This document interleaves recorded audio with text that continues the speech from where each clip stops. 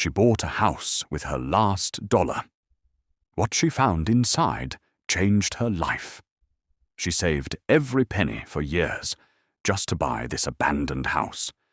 But when she stepped inside, her entire life changed in seconds. Please watch this story till the end. I promise you love this. And if you like this story, please hit that subscribe button and turn in the notification bell. Now, let's dive into the story. The wind howled through the alley like a hungry beast, biting at Maya's exposed ankles as she tightened her thin coat around her 2 sleeping children. Jamal, just 6 years old, curled into her side, his breath uneven from the winter air. Little Nia, barely 4, clutched a torn, stuffed rabbit, her only relic from the life they'd lost.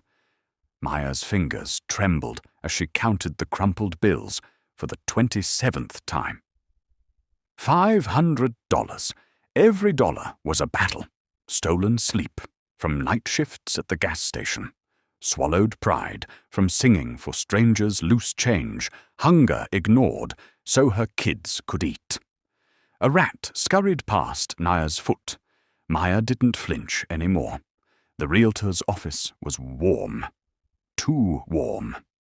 Maya's skin prickled under the stares of the secretary, the loan officer, the security guard, all wondering why a homeless black woman was here. You sure about this, Miss Wilkins? The realtor, a pinched-faced man named Harris, slid the contract forward. This house. Well, it's got a history. Maya's voice was steel. I don't care if it's haunted. My babies need walls. Harris hesitated. Last owner left in a hurry. Place is sold as is. No refunds. She scrawled her name, the last signature of a desperate woman. The neighborhood was a graveyard of boarded-up homes and rusted chain-link fences. But 3732 Elm Street stood apart, a crumbling Victorian house with a sagging porch, its windows like hollow eyes. Nia tugged Maya's sleeve. Mama, it's scary. Jamal squared his shoulders. Nah, it's a castle. Maya's key clicked in the lock. The door groaned open, exhaling decades of dust and something else. The faintest hum of a woman's voice. They slept on the floor, huddled under donated blankets. At 2:17 a.m., Maya jerked awake. Scritch, scratch, scritch, like fingernails dragging along the baseboards. Jamal sat up, eyes wide. Mama, who's crying? Then, a child's giggle. Not Nia's. Maya lit her phone flashlight. The walls were bare, but near the closet, the floorboards gleamed wet, like someone had just washed them with tears. Morning light exposed what the dark hid. Scratches on the basement door, long, frantic, from the inside. The lock was new, shiny. Why would you lock something? In. Nia pressed her ear to the wood. Mama, it's singing. Maya yanked her back. The house vibrated, a deep, shuddering sigh. Outside, a neighbor's curtain twitched. An old black woman watched, her face unreadable. That night, Maya dreamed of Aina, a woman in a 1970s dress, standing at the foot of her makeshift bed. She placed a cold hand on Maya's cheek. Maya's fingers trembled as she lifted the 3 crimson rose petals from her pillow. They were fresh, plump with dew, their edges unfurled like tiny pleading hands. The scent hit her like a memory. Sweet, but underneath, something rotting. Mama? Nia's voice was a fragile thread in the dark. Who put flowers on you? Maya's throat tightened. She hadn't bought roses in years, couldn't afford to. Jamal sat up, his eyes reflecting the streetlight through the cracked window. It was the lady, he said, matter of fact. The one who stands in the corner. Maya's blood turned to ice. The corner was empty. Morning came like a mercy. Sunlight exposed the house's wounds, peeling wallpaper, a staircase missing teeth-like steps, and those damn scratch marks on the basement door. Maya bundled the kids into coats, too thin, always too thin, and stepped onto the porch. The cold air bit, but not as deep as the stare of the old black woman next door. She rocked on her creaky swing, a quilt over her knees, her gaze locked onto Maya like she'd been waiting. "Morning," Maya called, hesitant. The woman didn't smile. "You spent the night." A statement, not a question. "Yeah, we live here now." A slow nod. "Ain't nobody lived there since Lucille." "Who's Lucille?" The woman's lips pressed into a line. "Come inside. I'll make you some tea.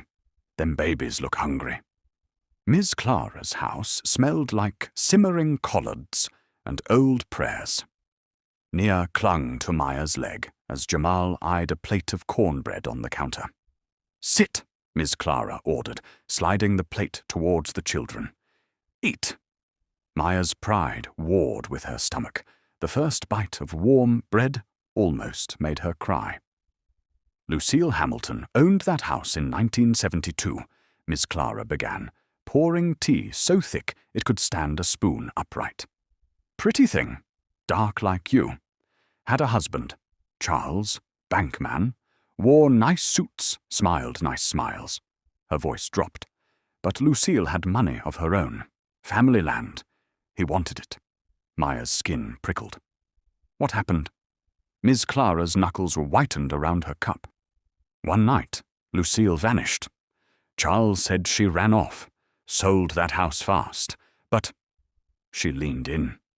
"Ain't no black woman leave her good china, her mama's pearls, and her baby pictures behind." Nia, mouth full of cornbread. "Where she go?" Miss Clara's eyes flicked to Maya. "Some say she's still there. Waiting?" Back home, Maya scrubbed the kitchen floor, trying to wash away the dread. But the house fought back. A drip, drip, drip from the ceiling. No leak. A cold spot in the hallway that made Nia shiver. And then, the crying. Not the ghost story wails of movies. This was raw, gulping sobs, a woman choking on grief. It came from inside the walls. Jamal pressed his ear to the plaster. "She's saying, 'Help me.'" Maya grabbed a kitchen knife. "Show yourself." Silence, then 3 knocks from the basement. Under the sink, behind the roach spray, Maya found it, a rusted key on a red ribbon. The basement lock screamed as it turned. The stairs groaned under her weight. The air smelled like wet earth and copper. Her phone light revealed a child's rocking chair, still swaying slightly. A shattered mirror, glass shards glittering like teeth, and on the far wall, a message scratched into the concrete. "Help me. He has the land, find the roses. Lapo." That night, Maya dreamed again. Lucille stood before her, a beautiful black woman in a blood-stained yellow dress, her afro haloed in moonlight. She pressed a hand to the mirror. "He buried me under the roses," she whispered. "But the money's yours. Find it. Protect your babies." Maya woke to eye single rose on her chest. Thorns still sharp, stem still bleeding. Sap. Outside, a car idled. A man in a suit watched the house. Miss Clara's warning echoed. "Charles still owns the bank, and he don't like folks digging up old roses." Maya's fingers clutched the curtain as she peered through the grimy window. The black sedan was still there. Engine off, but exhaust curling into the pre-dawn air like a snake's last breath. The silhouette of a man sat motionless behind the wheel, his face obscured by the glare of a streetlight. "Mama?" Jamal's sleepy voice made her jump. "Why are you standing like a statue?" She forced her hands to unclench. "Go back to bed, baby." but the lady's crying again. Maya's spine stiffened. The house was silent. Too silent. What lady? Jamal rubbed his eyes. The one in the yellow dress. She keeps saying, "He's coming." Outside, the car door creaked open. The stranger moved like he owned the sidewalk. Crisp grey suit, leather shoes polished to a murderous shine. When he turned toward the house, the streetlight caught his face. A face Miss Clara's stories had carved into Maya's nightmares. Charles Hamilton. He paused at the rusted gate, his gaze crawling over the peeling paint, like he was appraising a foreclosure. Then he smiled, the kind of smile that doesn't touch the eyes, and dropped something small and white into the weeds. A business card. Maya waited until his taillights vanished before snatching it. Charles Hamilton III, Vice President, First National Bank, building futures since 1972. The year Lucille disappeared, she pounded on Miss Clara's door at 3:17 a.m. The old woman answered in a hairnet and fury. "Child, you trying to wake the dead?" "He was here," Maya gasped. "Charles, he—" Miss Clara yanked her inside and bolted the door. The kitchen smelled of burnt coffee and fear. "Sit. Breathe." She shoved a mug of something strong into Maya's hands. "What did he do?" "Nothing. Just looked." Men like Charles don't just look. Miss Clara's knuckles were white around her rosary. "That deed Lucille hid? It's for 5 acres of downtown land, worth millions now. Charles killed her for it, but never found the papers." Maya's pulse hammered. "Where is it?" A floorboard creaked above them. Both women froze. Miss Clara's whisper was barely audible. "Under the roses." Where they planted her. Dawn stained the sky as Maya crept into the backyard. The rosebush was the only thing thriving in the wasteland, blood-red blooms choking a rusted iron fence. The earth was soft, too soft. She dug with her bare hands, nails split, soil packed under her skin like old sins. 6 inches down, her fingers hit fabric, a yellow dress sleeve. Maya recoiled, then gagged as the wind shifted. Death has a smell you never forget. Beneath the rotted fabric gleamed a metal box. Inside, a dead to 5.2 acres of prime Atlanta real estate. A faded photo of Lucille, pregnant, her smile tight with fear, and a blood-stained bank slip showing a $250,000 withdrawal, dated the day she vanished. The rosebush trembled, not from wind, from something pushing up from below. A skeletal hand burst from the dirt, clutching a pearl necklace. Maya screamed and woke in her bed, drenched in sweat. Jamal shook her. "Mama, the lady says hurry. He's digging." Through the window, Charles Hamilton stood in the moonlight, a shovel in his hands, staring at the rosebush. Maya flew downstairs, but the front door was locked from the outside. Nia's whimper came from the kitchen. "Mama, the walls are bleeding." Sure enough, rust-colored liquid seeped from the cracks in the plaster. It pooled into words on the floor. "He has the shovel, but you have the deed run." The back door burst open. Charles stood framed in moonlight, his suit smeared with grave dirt. "Evening, Maya," he said, hefting the shovel. "Let's talk about what you found." Charles Hamilton filled the back door frame like a bad omen, his shadow stretching across the kitchen floor, swallowing the pools of spectral blood. The shovel in his grip wasn't just a tool. It was a promise, its edge glinting under the flickering bulb. Maya shoved Nia behind her, her bare feet pressing into the sticky, blood-written "run" on the floorboards. "You must be Maya." Charles's voice was polished Georgia bourbon, smooth, expensive, and poisonous. Heard you've been digging up things that don't belong to you." Jamal let out a whimper. The walls answered with a drip, drip, drip of fresh blood. Maya's hand inched toward the knife block. "This is my house now." Charles laughed, stepping inside. "Funny, I never sold it." The lights exploded in a rain of glass. In the darkness, 3 things happened at once. 1. Nia screamed, not in fear, but in recognition. "The lady's here." 2. The basement door slammed open with a sound like a dying woman's last gasp. 3. Charles's smile vanished as the temperature dropped 20 degrees in a heartbeat.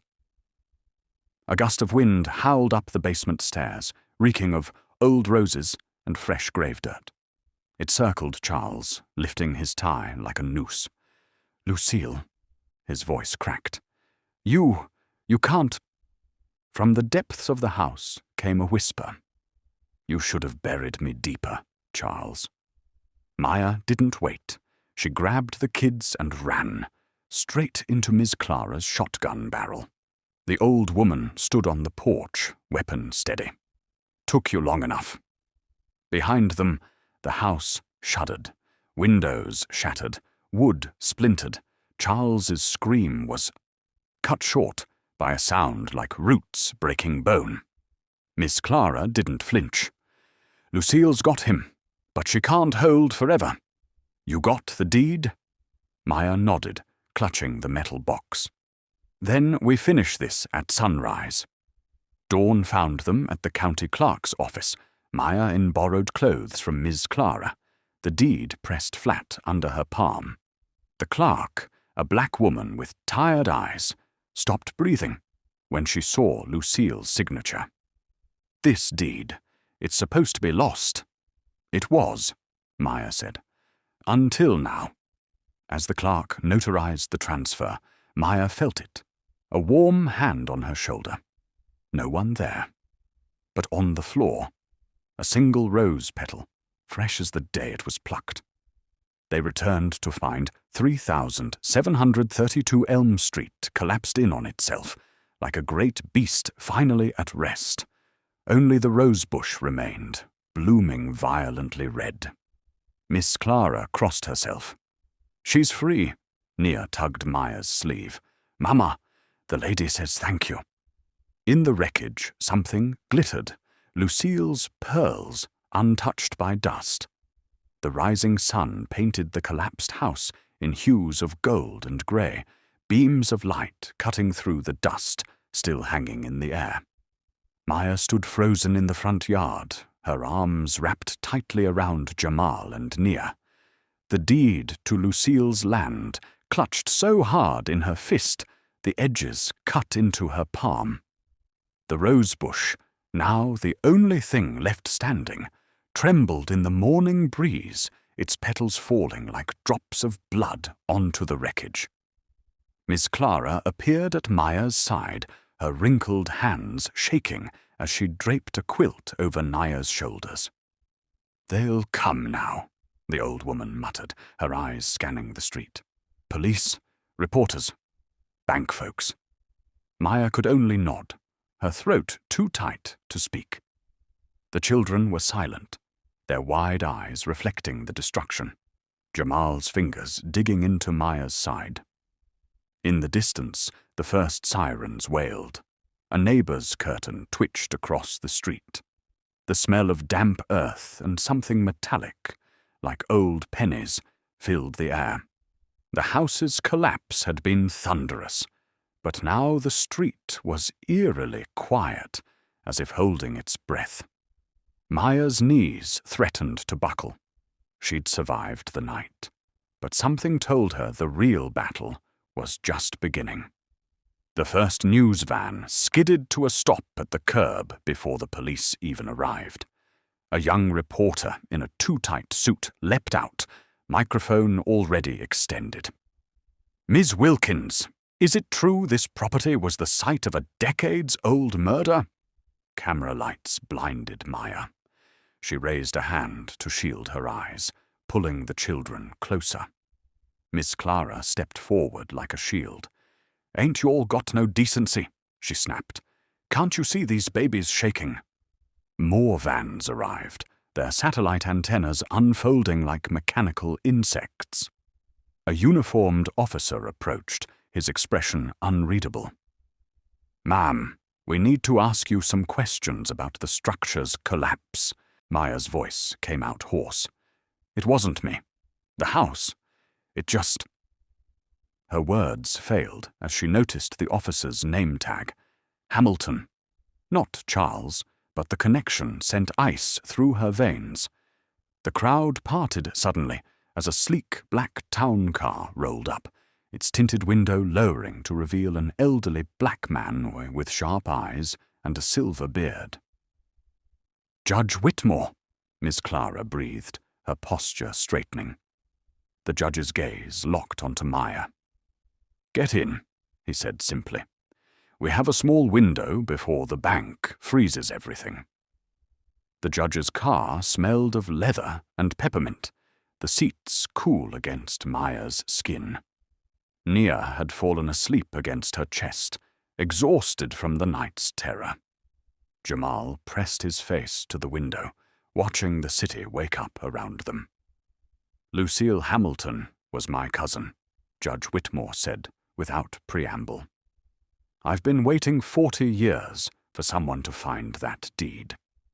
The car hit a pothole, jostling them. Maya clutched the metal box tighter. Charles, she began. The judge's jaw tightened. Don't worry about Charles. Worry about his partners at First National. The courthouse loomed ahead, its stone columns casting long shadows. As they hurried up the steps, Maya noticed the judge favoring his right leg.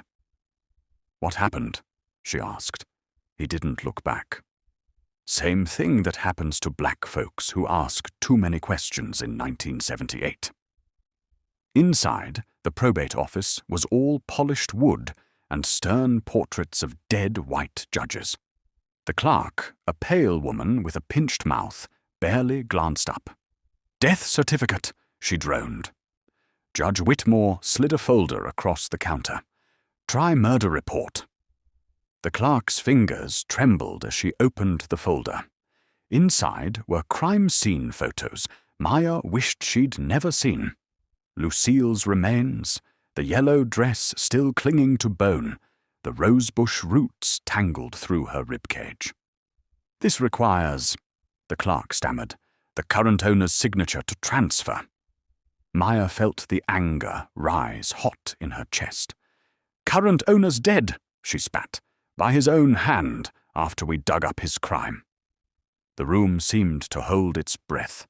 A lawyer in a too expensive suit materialized at the next counter, pretending not to listen. Judge Whitmore leaned in. Georgia Code 53-4-3, he said quietly. Stolen property recovered with evidence of violent crime reverts to heirs, regardless of subsequent transfers. The clerk's eyes darted to her supervisor's office. Sweat beaded on her upper lip. The air conditioning hummed too loud. Finally, with shaking hands, she pulled out a stamp. I'll need to make copies, she whispered. As the photocopier whirred, Maya noticed the date on the clerk's computer. August 12th. The same date on Lucille's withdrawal slip. The same date Charles had disappeared. The motel room was damp and smelled of mildew. But after the judge paid for 2 weeks up front, Maya didn't complain. Nia and Jamal had collapsed onto one of the beds, their breathing finally even. Miss Clara boiled water for tea, using the tiny coffee maker. We should celebrate, she said, but her voice lacked conviction. Maya sat at the rickety table, staring at the deed now safely in a Ziploc bag. This isn't over, she murmured. As if summoned by her words, there came a knock at the door. 3 sharp raps that made them all freeze. No one moved. The knock came again, louder. Miss Clara peered through the peephole. No one there, she said. But when she opened the door, a large manila envelope lay on the welcome mat. Inside was a cashier's check for $250,000 issued by First National Bank. The memo line read, "For your silence, CH." The date was today's. Miss Clara's breath caught. That's the exact amount Lucille withdrew before she died. Maya turned the check over.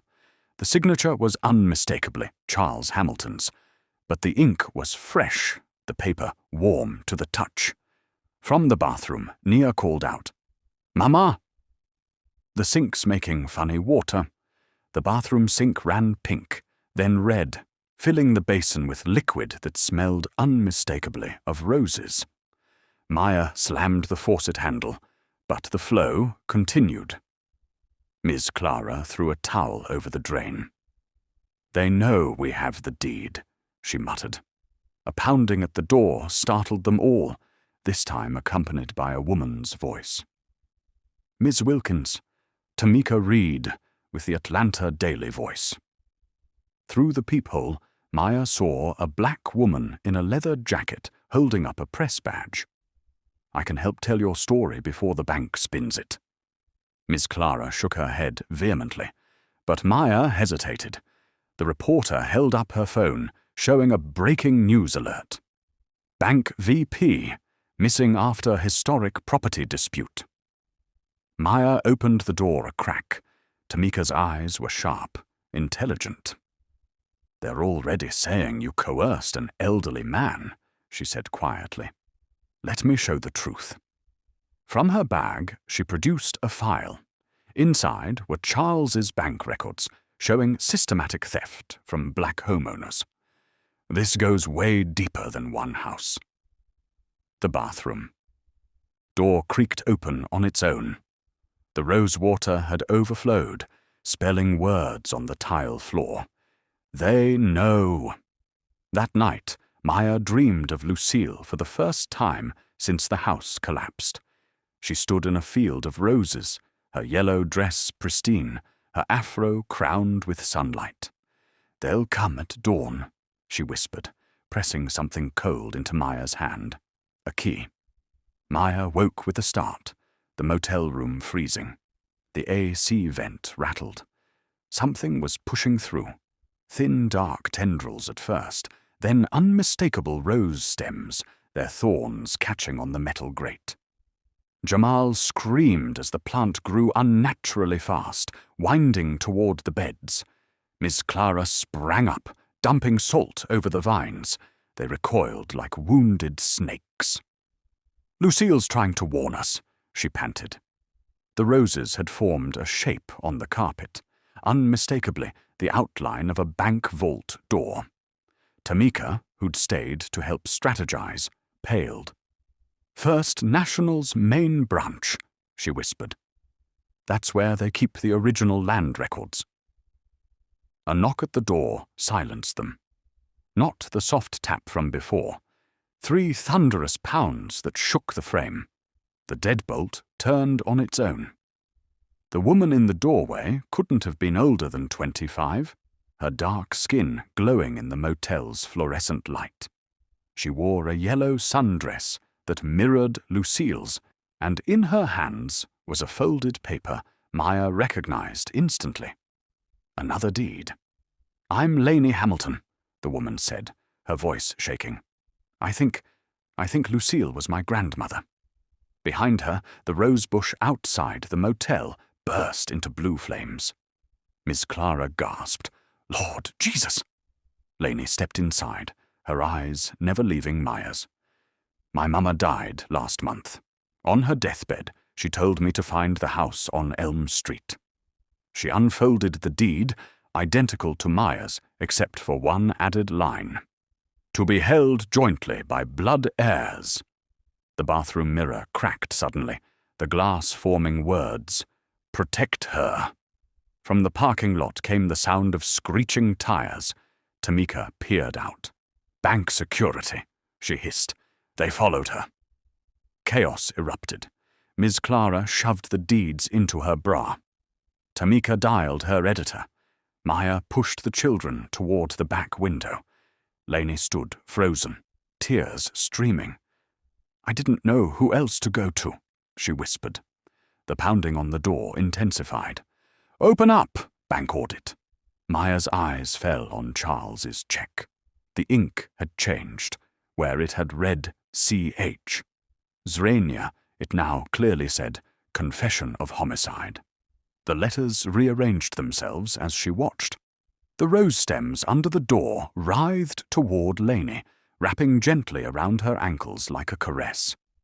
"She recognizes you," Maya realized.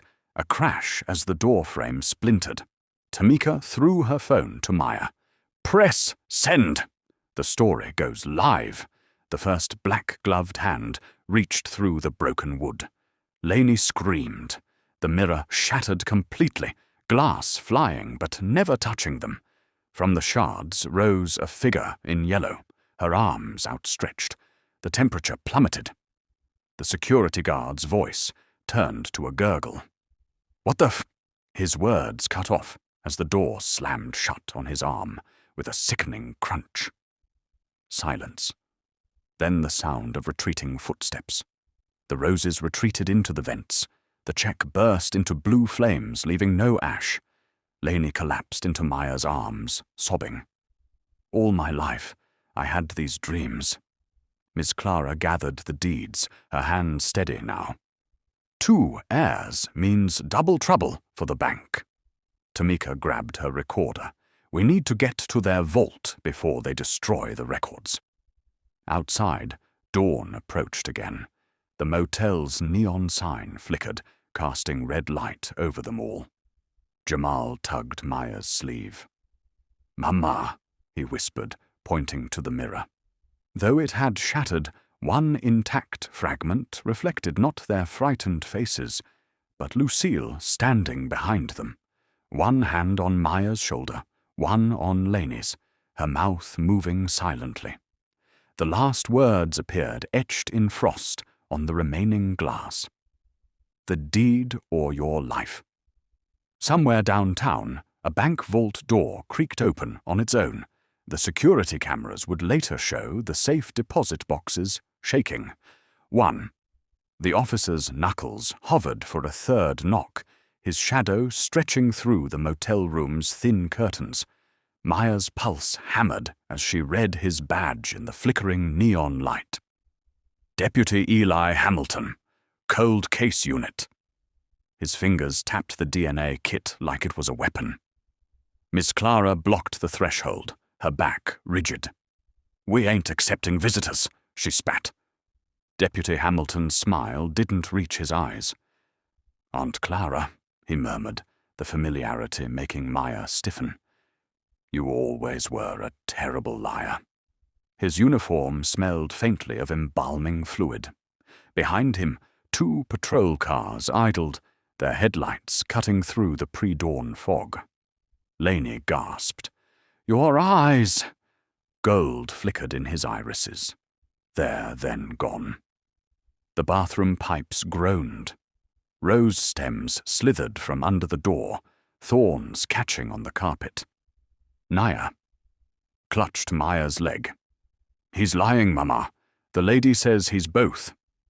Tamika edged towards the bathroom, her reporter's instincts overriding fear. "You're saying Charles Hamilton fathered you, and Lucille was your mother."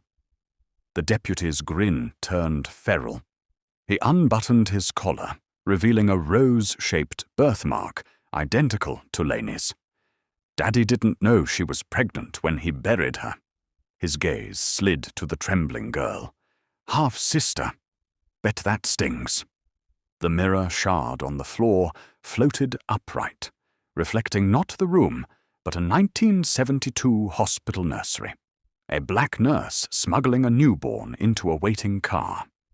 Miss Clara crossed herself. Lucille's baby survived. A wet crunch came from the deputy's pocket. He withdrew his hand, a human finger, the nail painted yellow. "Daddy's been chatty since you dug him up." Laney's knees buckled. Maya caught her, feeling the girl's racing heartbeat. "Why come now?" she demanded. The deputy tossed the DNA kit onto a bed. "Bank's about to lose the vault records. Sign the deeds together today, or the land's forfeit." He kicked Laney's suitcase. The stuffed bear inside murmured in Lucille's voice, "The key burns liars." Miss Clara snatched both deeds. The papers shivered in her grip, ink rearranging to reveal hidden clauses. Joint ownership requires blood proof. If either heir dies, full rights revert to First National Bank. Outside, an engine revved. Tamika peered out. "Armored truck. Bank's here."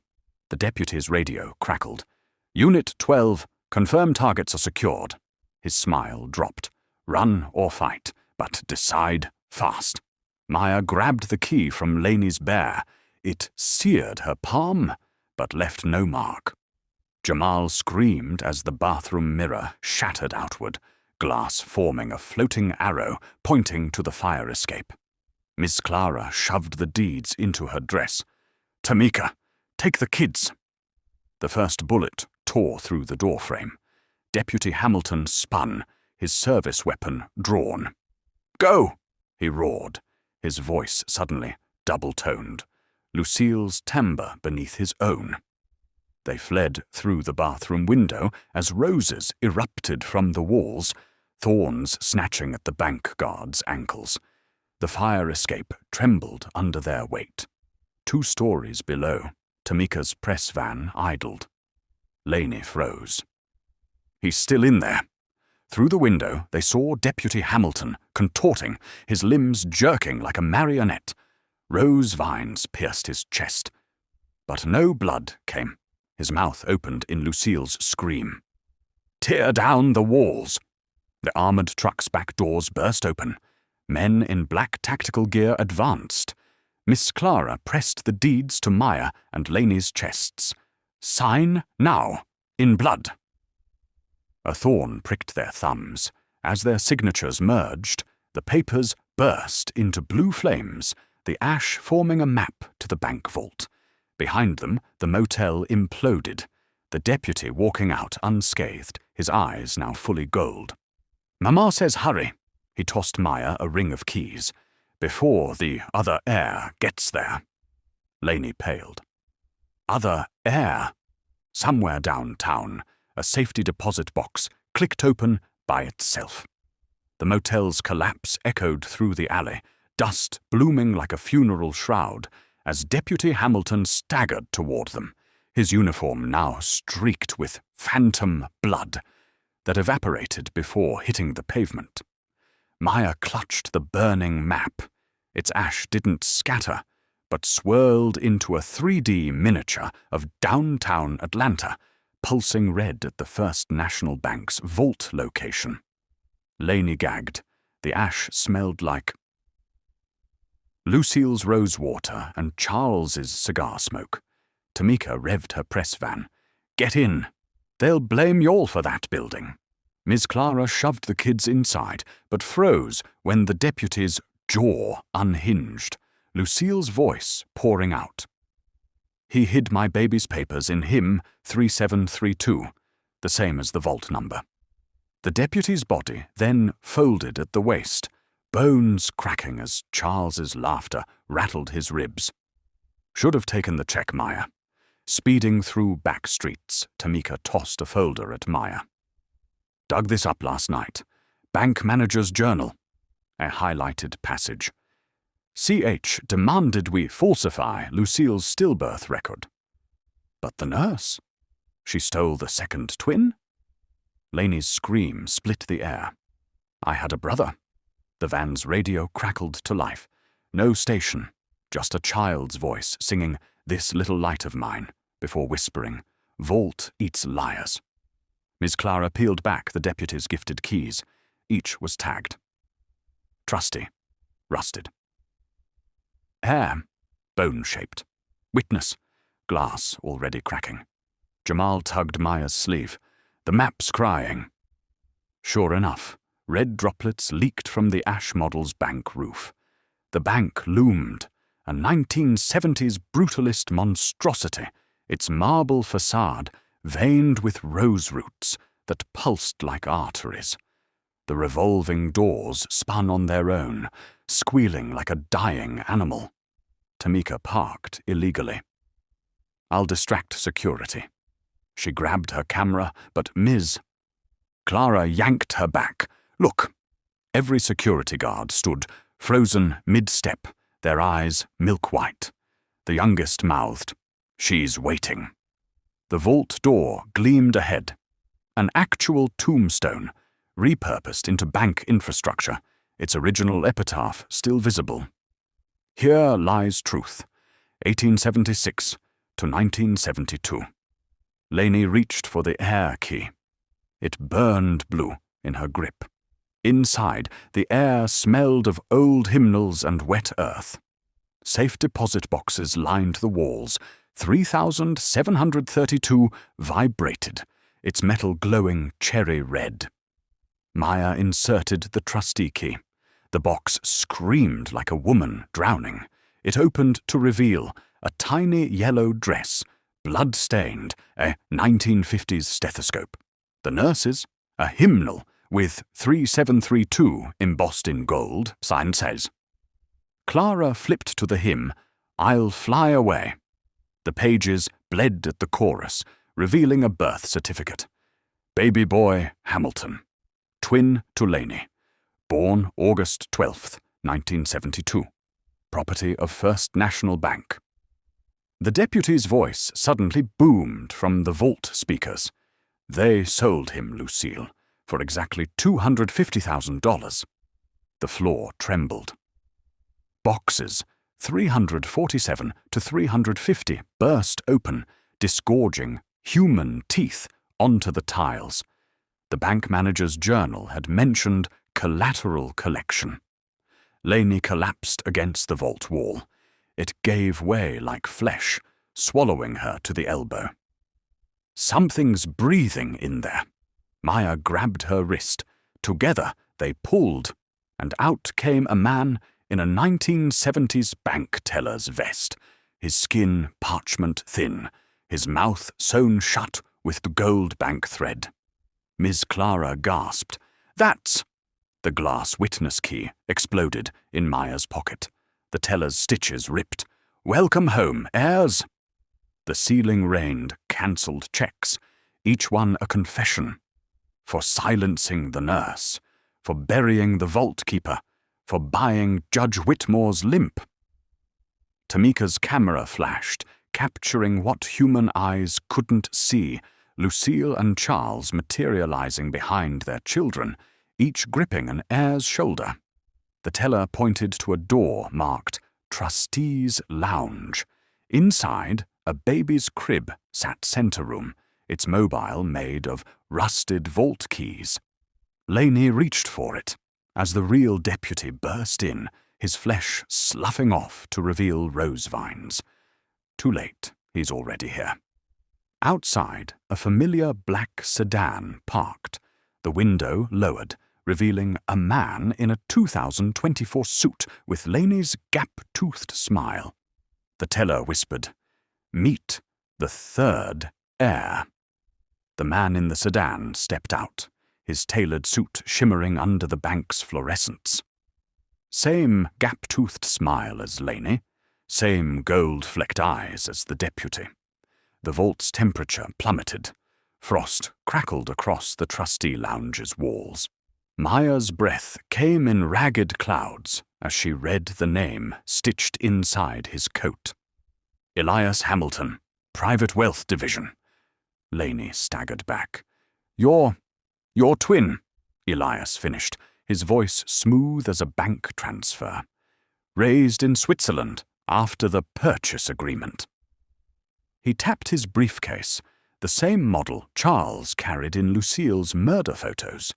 The crib's mobile began spinning on its own, rusted keys clinking. The tune it played wasn't a lullaby, but strange fruit, each note making the walls bleed faster. Miss Clara spat at Elias's Italian loafers. "You helped steal your own people's land." His smile never wavered. "I reclaimed it. Daddy's last gift." Elias kicked the crib aside, revealing a trap door in the floorboards. The stench that erupted, decayed roses and lye, sent Tamika retching into a wastebasket. 5 acres of downtown Atlanta, Elias crooned, built atop 3,732 unmarked graves. Freedmen's bones make excellent foundation. He tossed Maya a 1924 survey map. Red X's marked mass burial pits, now buried under skyscrapers. Laney lunged, but Elias sidestepped, his briefcase snapping open to reveal a vial of Jamal's hair. From the motel, Naya's torn blanket thread.